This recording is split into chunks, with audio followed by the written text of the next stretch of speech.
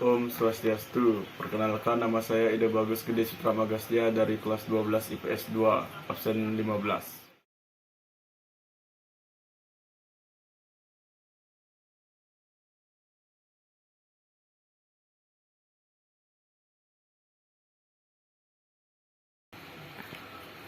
Bahaya korupsi pada generasi muda.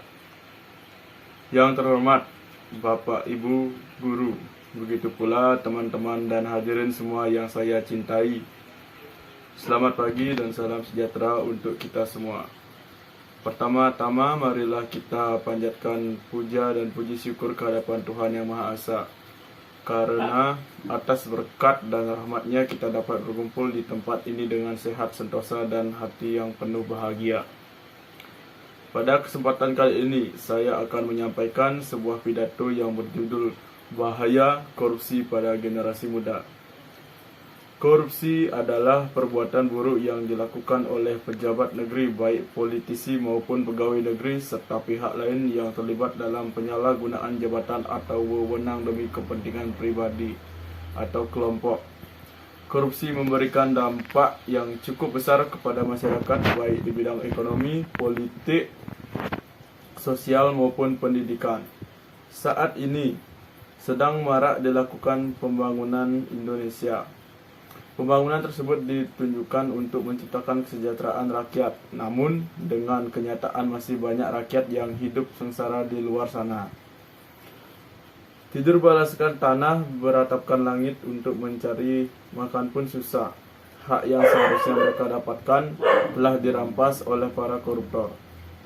Data dalam Kompas menunjukkan bahwa pada tahun 2004 sampai 2015 ada 17 gubernur dan 49 bupati yang terlibat dalam kasus korupsi. Selain itu, pada tahun 2016 tercatat ada 8 kepala daerah yang berurusan dengan KPK. Indonesia tidak akan maju jika hanya terus dikuras dan diambil oleh para koruptor. Kapan negara kita maju jika masih banyak tikus-tikus berdasi berkeliaran di negeri ini? Negara kita Indonesia adalah negara yang kaya akan sumber daya alam, kaya akan seni dan budaya, kaya akan segala aspek.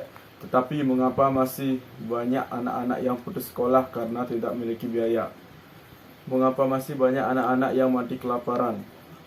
Apa salah dengan bangsa kita ini? Masih banyak rakyat yang hidup di bawah garis kemiskinan. Mengapa? Karena hak-hak mereka diambil oleh orang-orang serakah yang hanya berpikir bagaimana memperkaya diri mereka sendiri dan kelompoknya.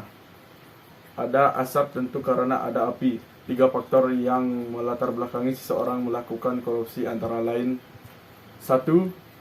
Karena kurangnya imam dan takwa.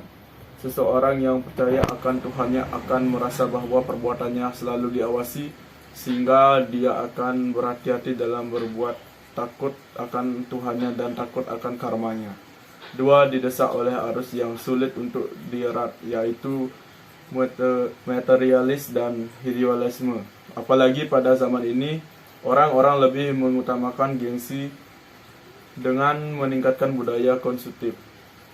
Hadirin yang saya banggakan, bagaimana cara kita menghentikan praktik korupsi di negeri ini? Pertama, korupsi harus diberantas dengan cara meningkatkan iman dan ketakwaan kita terhadap Tuhan Yang Maha Esa. Kedua, korupsi diberantas dengan menciptakan sumber daya manusia yang bermoral dan bermartabat. Karena tugas kita sebagai generasi muda adalah menentang korupsi dengan berani, jujur, dan hebat. Maka dari itu saya mengimbau seluruh generasi muda untuk mengatakan tidak pada korupsi.